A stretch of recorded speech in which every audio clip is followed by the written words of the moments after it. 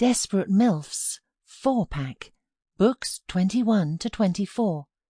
MILF Erotica, Breeding Erotica, Anal Sex Erotica Collection.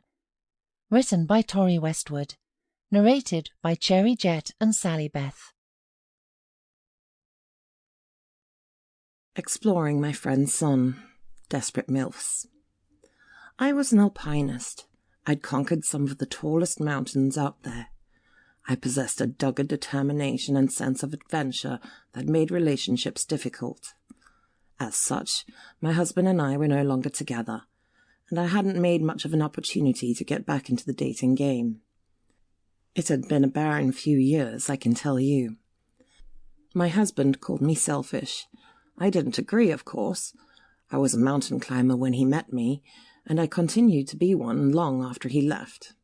The mountain had always been where I'd felt safest, but it was tough to meet people out there in the wilds. That was where I'd had the idea of joining a stranger on a hike, just to meet someone, you know. If we didn't get on, it'd only be for a week or two, and then we could go our own separate ways. My friend Gwen thought that sounded utterly crazy. She offered up her son Sam instead, and while he wasn't exactly the age I was looking for at only 19, I figured it couldn't hurt to get some company out there. Sam had his trepidations initially, but he wanted to do something big before college, and this felt right to him. He was fit and healthy, and I knew he could do it, but he needed some persuading. As a carrot, I offered him the chance to join me on a hike in Tibet that featured hot springs over amazing views. I also told him I'd pay for it. Sam agreed. The hike in Tibet was more leisurely than what I was used to, but it was nice to enjoy some quality time with Sam, who I didn't know much about. I got sprinkles of his life from Gwen over the years, and I barely saw him. Suddenly, we were spending the next 2 weeks together. Sam did great. He kept up, didn't complain, and he really added something to it for me. Usually I like to hike alone or in small groups of professionals, but Sam made me realize why I'd gotten into it all in the first place. The wonder with which he approached every day was admirable. I could see him sucking in the views and savoring them. He took nothing for granted. "We should hit the springs today," I told Sam that morning as we packed up our tent. "Be nice to warm up." "And clean. I feel grubby." "That happens," I shrugged. "I was used to it." "Will there be anyone else there?" "I shouldn't think so. The mountain's been quiet." Sam donned his shades and looked off to the rising sun behind the snow-capped peaks. He smiled at the view. I stood beside him and took it in with him. The air was crisp. "Thanks for taking me out here, Mrs. Tate." "Oh, it's my pleasure, honey. You've been a real asset. You can join me any time." "And you'll pay?"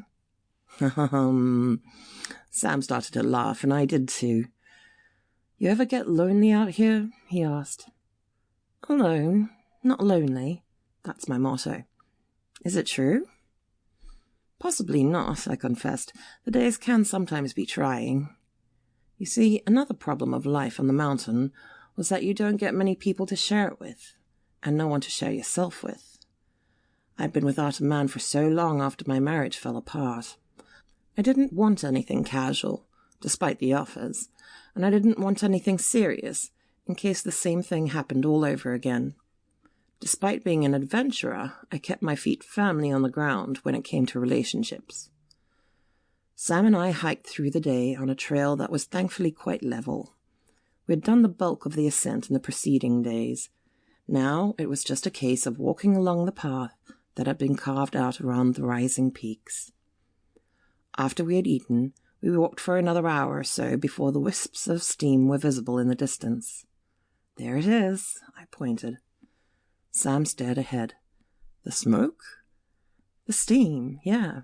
Looks empty, doesn't it?" Sam clenched his fist in celebration. "Just as well," I told him. "I don't want to be stripping off in front of strangers." "Stripping off?" I looked back at him with a wry smile.